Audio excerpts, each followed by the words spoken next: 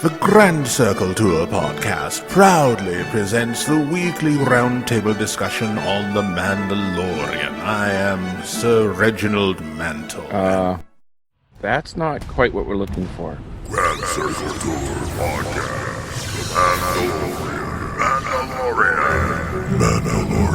Mandalorian. Yeah, no. Oh, okay, then how about this is the Grand Circle Tour podcast, weekly roundtable discussion on The Mandalorian. That's it!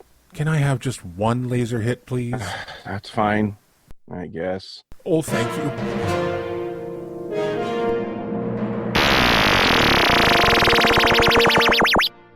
Rising Suns, and welcome to another edition of the Grand Circle Tour roundtable discussion of The Mandalorian. I am here with my usual Sunday morning group, and we're talking about Chapter 7, The Reckoning. I almost said The Sin. You know why I almost said The Sin? Because Deborah Chow was director of this one, and she was also the director of Chapter 3, The Sin. For you that aren't familiar with Deborah Chow, she was also going to be, what is she, the showrunner for the Obi-Wan Kenobi series that's going to be coming up on Disney+. Is that coming out 2020 or 2021? Justin, who knows? Scott, who knows? From my understanding, I think it's coming out at the end of 2020. Okay, so we got something to look forward to Star Wars wise, according to Scott, and that was Scott. Let's welcome everyone here. Starting off with my usual co-host on the Grand Circle Tour is Jason. Jason, how are you today, my friend? I'm fantastic, Stan. How you doing? I am doing great, but I'm tired. I had a long night last night. I think all of us are a little bit tired. We moved these back an hour and we're still exhausted. I don't know. Well, you make us do this on Sunday morning. I like the Sunday morning roundtable discussion that we have. It's fun. You know what? But with this one coming out several days ago, it feels like it was so long ago that we saw it, and now we're going back. It's going to be interesting how much we remember of this chapter. Also joining us today is Scott Clark. How are you today, my buddy? I'm doing great, Stan. Great on. Did you get any sleep last night? You went to a party last night. Yeah, I went to an ugly sweater party, and I got only a few hours of sleep. But I'm too old to be doing what I did last night. Excellent. The other Clark in our group is Justin. Justin Clark, how are you today? I'm doing great, Stan. I think you're the most awake of the lot. I think we're going to be looking to you for I have a memory wipe of this show for some reason.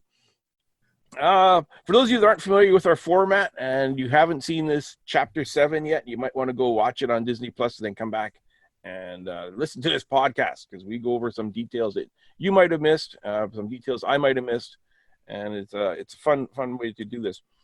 Just giving you fair warning straight up, we go straight into spoilers. So having said that, this one starts off with Mandalorian in space in the Razor Crest, and he gets a message from Grief, who we saw back in Chapter 1, and he has an offer for the Mando to take out the man who hired Mando to find Baby Yoda. Now, as soon as I saw this, I'm thinking it's a trap. What do you guys? Did you guys get that impression? It couldn't be more obviously a trap if he was tap dancing to the tune of Trapping Time Is Here Again. It was definitely a trap. Yeah, Scott, same thing. Yeah, same thing. I agree. To me, I was like, if he falls for this, he's way too naive, but of course he didn't. He knew what was going on. Yeah. I think everyone saw that was a trap. Jason? Oh, I did my best Admiral Akbar at that point. It's a trap.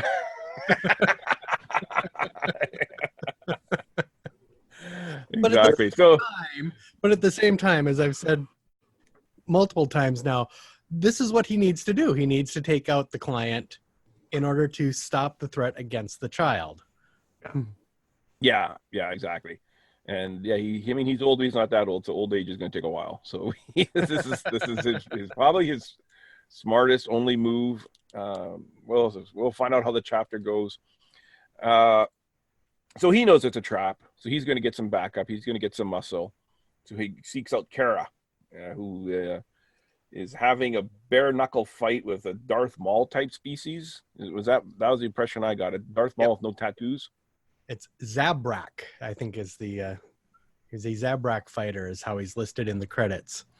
Now, for anyone who's keeping track of people who have appeared in both Star Wars and the MCU, the actor playing this Zabrak fighter is Dave Reeves, who has also appeared in an episode of Agents of S.H.I.E.L.D., so he counts. Oh, wow. Okay. Look at this guy in his homework. Wow, I'm impressed. and they're tied together with like an electric rope, which was, can you not just use rope? Why does it have to be electric rope? I thought it was kind of like, well, whatever, that's fine. It gave ILM something to do. Put some special effects in there. So the Mando wants to hire her to help him. And she wants no part of it until she finds out that this guy's a former Imperial officer. Kind of, I don't know. I thought that was kind of fun. She's like, he's an imp. I'm in. And she also mentions, too, that she is laying low because she could end up with a life sentence under the New Republic for things that she's done, in part because she's a deserter, but also it got the impression it was because of other things she may have done after that as well. Yeah.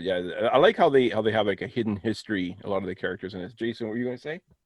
I like that she called him an imp. That was a nice piece of world building for me. I think she referred to them as imps in chapter 4 as well. Yeah. Yeah, a few times it's come up. So they're on the Razor Crest, and they go below because he wants to show off his gun collection to her because he figures that would impress her if nothing else.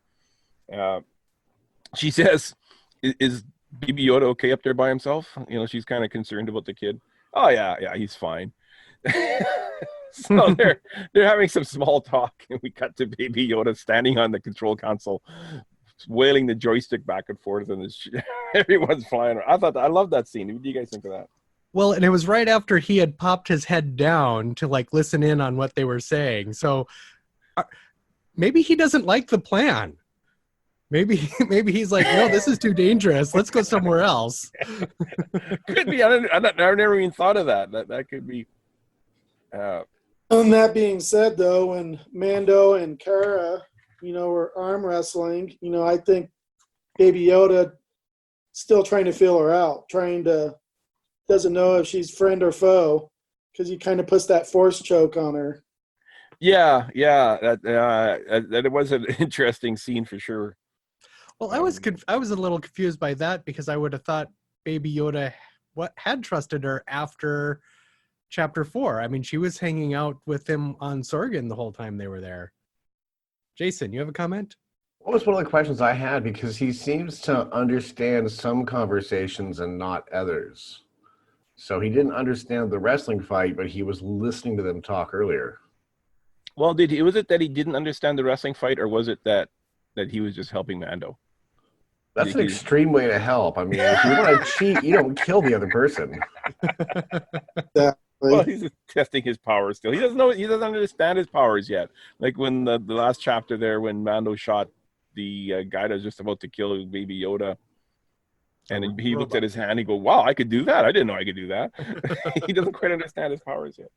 So anyways, they decide, okay, we need something to watch this kid. We can't leave him alone. Like he can't spend time in the closet by himself all the time. So they... So then they head back to Arvala 7, I think it was. Is that the name of the planet? Okay. Yeah. Yeah, so they go to Quill's house is where they go to. And okay, yeah, so they're Quill's. Yeah, cut this out. So they're sitting in Quill's house. They're having a small talk, just kind of introducing everybody, and in walks IG-11. That took me by surprise. I was not expecting to see IG-11 coming in and being like tea. He's bringing tea. What was he? Does anyone want tea? All of a sudden, he's a butler. What did you guys feel about that? I wasn't surprised at all. I totally saw him coming back. Well, I figured he was going to come back. To see him come back. I was happy to see him come back because I like when we have some of these callbacks to previous episodes and returning characters and such, because then it feels more like a world building situation instead of Right. just so much of this one and done that we were getting in the last couple of episodes. Yeah. So we get Yeah. it. Go ahead, Scott. I agree. It caught me off guard how he walked in, but yeah, I'm glad to see he's back. And this is what I anticipated the Mandalorian being with this group, going into it. Instead of being like a one and done, I'm glad this is where it's coming to and building these relationships. Well, yeah, exactly. Like we saw the posters, the preview posters and all that, and they're all together in the posters, and you expect it to be an ensemble group show. And really it kind of isn't, which is interesting. Not that I'm complaining. I mean, I really enjoy it the way it is. But it was not what I was kind of foreseeing is happening. Krill does a flashback and explains how he ended up getting IG-11. He went back there and rescued him, fixed him, reset him to the factory settings. And IG-11 has a hard time walking and maneuvering at first. And this reminded me back in episode 1 when C-3PO was brand new. And he kind of had a hard time walking and moving around. And I kind of talked about this a little bit on our Rise of Skywalker. I don't want to spoil it in case you haven't seen Rise of Skywalker. But I do mention this also in Rise of Skywalker preview show that we did, where it seems like when droids get reset, they're shaky, they're jittery. And listen to the Rise of Skywalker review. I don't want to spoil it for people, but it didn't make sense to me. Partly it's like when they're first built, maybe they're shaky. Because he mentioned something about like there were some pieces that were missing or destroyed that he had to rebuild and had to rewire it from scratch, and so maybe that's why it was more shaky than you're thinking he would have been. Yeah. I don't want to go too much into Rise of Skywalker because Right. I don't want to spoil it for people that hasn't seen it. Yeah, for some of us who haven't seen it yet, don't ruin it. Oh, right. Yeah. So Jason, I'm not ruining anything for you. So Krill agrees to join, but he's not going to do it for money because he doesn't want to be a slave. Can someone explain to this guy what a slave is? I'll be your servant. I'll be at your service, but don't pay me anything because I don't want to be a slave. Okay, sure, why not? I thought that was kind of unusual. Well, I think the attitude is that if he's being paid, then he has to be there. Whereas if he's not being paid, it's his choice, and he retains that bit of control for himself. Well, he also could contain control by saying, "Well, I am bringing EG-11 and the blurgs, whatever the blurgs. the little dinosaur guys. I'm bringing those." Like, so he did already, it is on his terms already. Okay, and when he said, "Okay, and we're bringing the blurgs," my immediate thought was, "You and what ship?" Yeah. I have spoken. I'm bringing them. I don't care what you say. 3 of them. It's like, wow. How are you going to fit in there? And that's to my point. Get a bloody speeder bike on the Razor Crest, or 2 or 3. You got room. You can fit 3 blurgs in your storage hall. You can fit speeder bikes. It drives me nuts when I see him walking all the time. I love it that he's walking, but it drives me nuts. But last chapter it looked so much more cramped in there when they just had 4 people, Yeah. and now they had everyone plus these 3 blurgs in that same space. Well, he must have like a storage container somewhere, like a spot. It must have more room than what we've seen, but It's bigger on the inside. it's a TARDIS. Yeah, it's a TARDIS. I'm pretty sure. One that can be stripped down by Jawas. So we did see that Mando has a new floating bassinet. It's a rather crude one. It's not as nice as the first one he had, but Krill offers to make him a new one. Right? He says, "Hey, can you make it more comfortable for the little guy?" And he goes, "You know what? I'll make you a brand new one." That one. And now he has spare parts on the ship. He has a welder. He has 3 bergs. He has all the technology you need to make a floating bassinet on the Razor He got Crest. paid well for that last job, apparently. Yeah, no kidding. Like, I don't understand how he had all this extra stuff around all over the place. And I like that how Krill is welding or whatever he's doing, and sparks are flying, and Krill has the eye protection on, and Baby Yoda is looking over his shoulder with no eye protection whatsoever. Yeah, that's the way to take care of your kid there. Yeah, for sure. So we cut to Navarro, where they meet up with what's his name? Grief, and 3 bounty hunters. Which I mean, I think we all saw it coming. For some reason, Mando was surprised that he brought bodyguards with him, or was he not? I don't know. Well, It's hard to read his expression through that helmet. Yeah. yeah. But he is very expressionful. Is that a word? that I think Grief was kind of surprised Mando came with his little cast of people too. Yeah, exactly. They both kind of knew that they were setting each other up. I think that neither one of them trusted each other very well. They were both expecting to get double-crossed. Yeah. So they're walking through the desert. None of them thought to bring speeder bikes. None of them. Like, honestly. They're overnight. It's nighttime, and they're having a roast beast out in the desert. I don't. Am I the only one that thinks that this is insane?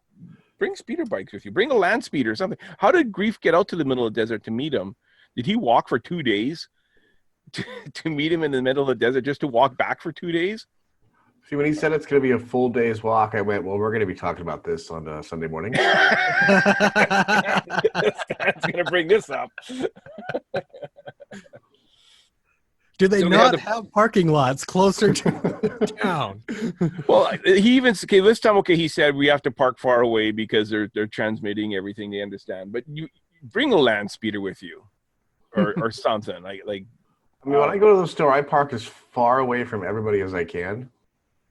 Yeah, but you don't park in the next town. It feels like it. You don't have to barbecue roast beast on the way to the store. I don't know. Have you been to Walmart? Yeah, at Christmas. Yeah, no kidding. So they break in their plan where they're sitting there and they get attacked by dragons. I'm sure Justin has a name. I'm calling them dragons. I heard them referred to once as bogwings. Bogwings? Okay.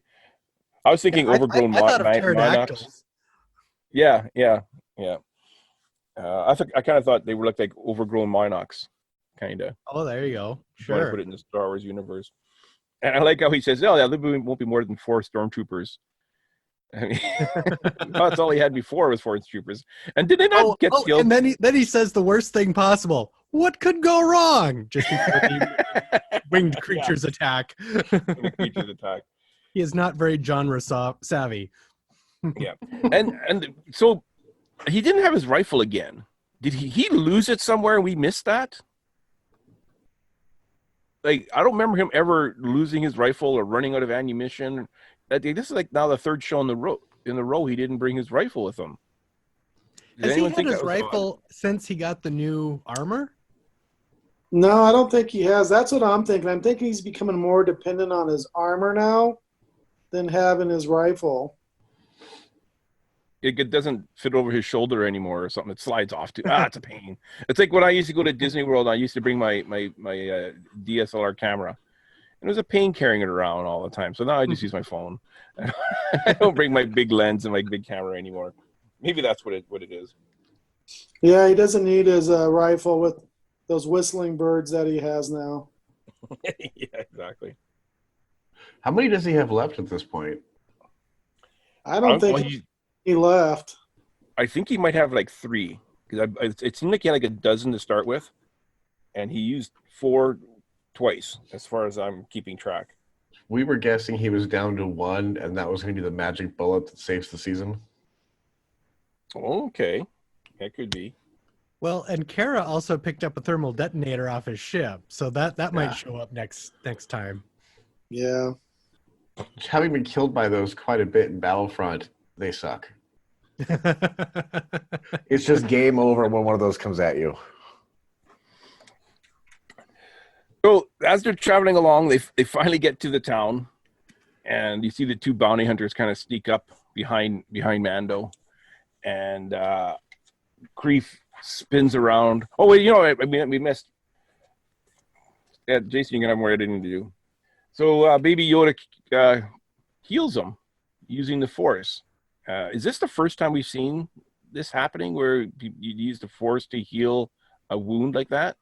I think this is the first time we've seen it in this canon, and probably the first time we've seen it on screen. I think it's something that has shown up before in some of the old video games and Legends material, but Okay. this is the first time we've seen it on screen and in the new canon. Well, then Yeah.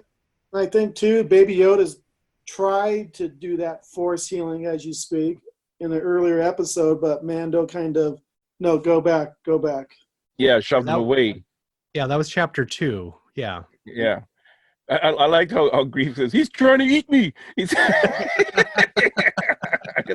they established that he's a carnivore. Get him away from me. He's trying to eat me. He must have seen him eat a frog before, so. Well, he was feeding him roast beast earlier when they were eating. Oh yeah, because anyone who eats meat, therefore, must be going to completely eat a grown man. You know what I did find interesting, kind of to back up, was Yugnot. He mentions how he's 3 times older than Kira, meaning that Ugnots have a long lifespan similar to Wookiees would. Yet he seems to have no knowledge of the Force. Like, was the He said Force he had not something? heard of it. Yeah, he's heard of it. He's kind of familiar with it. I mean, like Anakin heard of Jedi and light swords in episode 1. So he would have been around when Anakin was a child. But where are Ugnaughts from? Aren't they from the Outer Rim? Well, that could be. But I mean, I bet- Tatooine is the and, Outer like, Rim. And he that- was working in his indentured servitude to the Empire, so maybe they didn't get a lot of stories and news from the outside world. Yeah, because the Or he- Empire tried he- to bury the Jedi, right? They were evil. They tried to overthrow the government, and then just kind of wiped out the knowledge. But Yeah, you'd but I think mean, you'd like, have you're- heard of, like, say, that Darth Vader guy, for example. Choked somebody. Like, like news travels fast in businesses like that, you know. But you know, he did, as soon as he saw the Force choke, though, he was like, oh, I think I have heard of this. yeah, exactly. So that's what I'm thinking. I'm thinking maybe news traveled down and to the Ugnaughts in the basement that were fixing stuff. And they go, "You mean Darth Vader choked somebody by pointing at him?" So maybe he did. He was. Yeah, familiar so with- maybe I mean, like, that's Han the was only familiar thing he with the knows Force about and the didn't- Force is Yeah. from what he has heard about Darth Vader's doing it. I mean, like Han just figured it was a bunch of mumbo jumbo, ancient religions, and hokey pokey. So maybe that's kind of what the Ugnaught thoughts too. It was kind of interesting.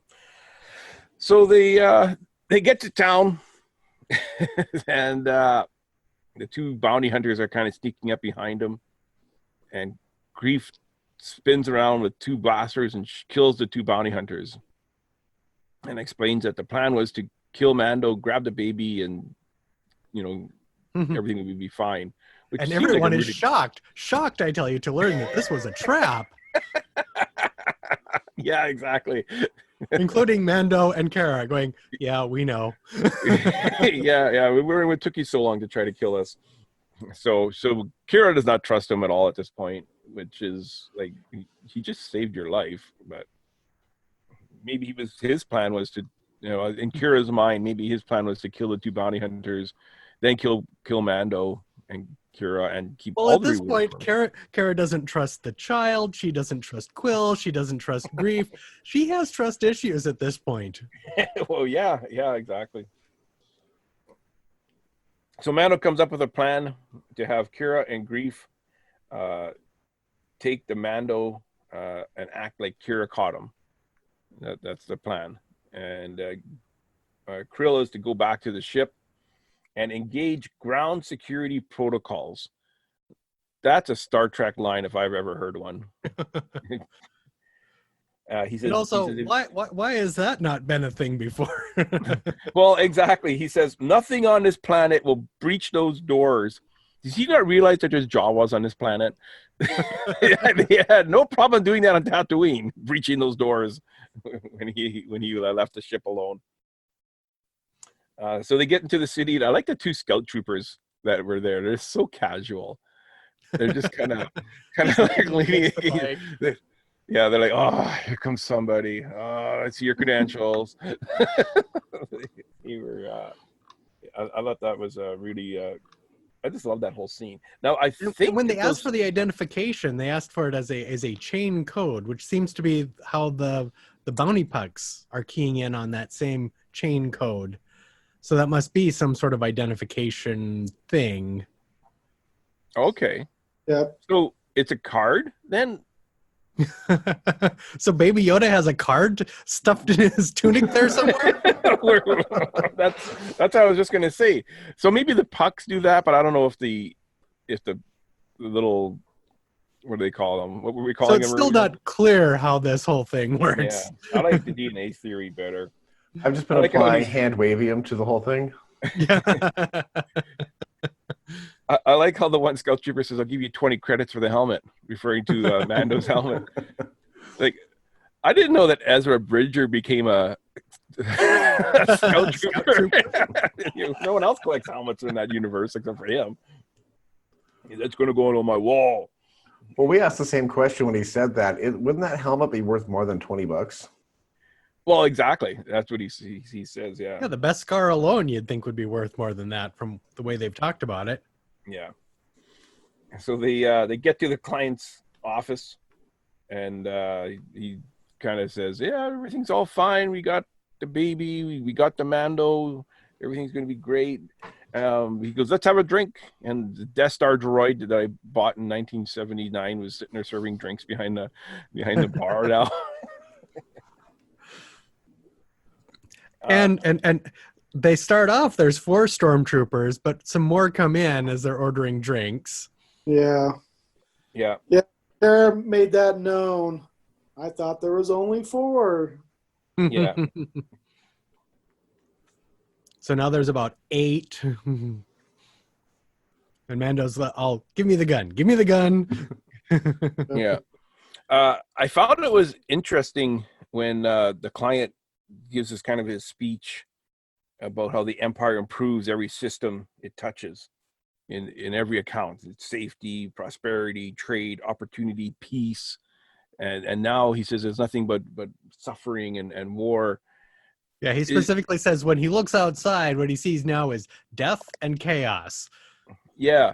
Foreshadowing if I ever heard it. I really like this underlining story that we're getting, that the New Republic it's not all song and dance and happiness since they took over. And we get that quite a bit throughout this entire series. I like how he says, "Is the world more peaceful since the resolution?" And he used the word world rather than galaxy or the universe or anything. I thought that was kind of an interesting, I'm not sure if that was a slip or if he's just referring to his own world, type of thing. So he wants to see the child, and he's just about ready to open it, and then he gets a phone call from Moff Gideon, who's, I think, is new. I don't think hearing of Moff Gideon before. Uh-uh. No? What's the difference between a Moff and a Grand Moff? Like, there was Grand Moff Tarkin, and now we have Moff Gideon. So I'm not sure. So he goes to answer the phone call, and Mando kills him. How did Gideon not know that Mando did not have the child with him? I think there's someone else that's not brought up in this episode yet. Because I read something that they don't know if, jumping ahead, that the stormtroopers actually supposedly killed Krill and the Berg. And there's someone else there giving them intel. That's what I gathered out of it. Yeah, it could be. Troopers know because they overheard the transmission. But yeah, I'm not sure how Moff Gideon knew. Yeah, they didn't hear the transmission until after, though. Like when they're on the phone call, he says, "Yeah, we have the child and we have the Mando," and he goes, "You might want to double check. Yeah, double check again. Make sure that he's in there." Well, maybe it's just like with the bounty pucks or the tracking fobs that he can tell that the child is actually somewhere else. True. Jason? That makes sense. Yeah, the tracking fob would really work. Jason? I was gonna say it's not an occupied planet, so I figured they were just monitoring every transmission from space. Yeah, but yeah, like Dan says we hadn't seen the transmission for that yet. So Yeah. I'm wondering if it's more like the tracking fob technology that he's going, our readings show the child is off in the lava fields, not here. Yeah. It could be dealing with the tracking fobs. That makes sense. And then so all of a sudden a bunch of stormtroopers show up. I like that troop transport, the stormtrooper troop transport. I guess we saw that in Rebels. And it was also the toy that came out that wasn't in any movies back in the 70s or the 80s. I never did get that toy because it wasn't in the movies. I didn't think, this isn't canon. I'm not buying this toy. And all the armor is like all clean and shiny and new. Yeah. So when we went to Celebration, I talked about this in chapter 1. Dave Filoni talked about they needed stormtroopers. And I guess ILM or Lucasfilm didn't have any stormtrooper armor on hand, or enough stormtrooper armor on hand. So Dave Filoni reached out to the 501st and asked in California and asked if anyone who wants to come for a special edition, special mission or special thing happening at Lucasfilm in the 501st, come see us. And they came in herds. He said that there was a lot of 501st guys that came. And I believe the biker scout troopers were also 501st members. And he talked about how they were amazing, the 501st people that came to do on the show. They all had to sign affidavits. They couldn't talk about what they were there for or anything like that. They didn't know until they got there what they were there for. But he said that they were great. He said they all knew how to march in formation. They all knew how to hold their blasters properly. They didn't have to be told anything. And it was kind of like a little behind the scenes thing that we got during Celebration. Yeah, and I'm sure if you reach out to any Star Wars fan and said, you know what, we're from Lucasfilm, would you like to come here and work on something with us? Yeah, bring your armor. Yes, absolutely. Yeah. So You don't have to ask twice. I'm ready to go. Well, now those guys can say their armor is screen-used armor. Yeah, exactly. Just totally tripled in value now because it's no longer screen accurate. It's actually screen used armor. So Mando calls Krill on the comlink and tells him, hurry back to the ship and take off. Don't wait for us. We're trapped. And the transmission gets intercepted by the 2 scout troopers. And so they take off. They're going to go get Krill. Somehow they knew what direction to go. They knew exactly which direction to go. I don't know how, maybe that there was tracks in the sand. I don't know. So it took them 2 days to get there. And it took them 15 minutes to get back with the animal running. Are they that slow of walkers? I didn't the timeline didn't quite make sense to me there. And then this TIE fighter comes in and with the wings fold up and it lands and actually has landing gear as opposed to just landing on the wings. I don't think I've ever seen that before. And that kind of took me by surprise. Yeah, I don't think I've seen that before either, but I really enjoyed it. I thought that was a neat way to show them landing. You need a lot of room if you're going to do that. If you're going to unfold those wings and you make sure you don't land on any stormtroopers when you're coming in, when you're doing that maneuver. And so the elevator rises up, and Moff, what was his name? Gideon. Moff. Yeah, so Moff Gideon comes out of the top like a normal thing, and the next scene we cut, and he's already walking away from the X-wing. He's still quite a ways up. And he has that, I just picture him trying to climb off out of that X-wing, and he has that cape, and he gets caught on something, and he's he's kind of huffing and puffing, and there's why don't they put stairs on this thing? They cut that part. That's why they don't show it, because there's no way that was graceful. Well, exactly. He slips. He has to grab onto something as he's coming down. It's curved. It just gets to the top and falls right down to the bottom. He's just hanging by the cape. You have to rip it off. Get a mini Wilhelm scream. No, I want the goofy falling scream.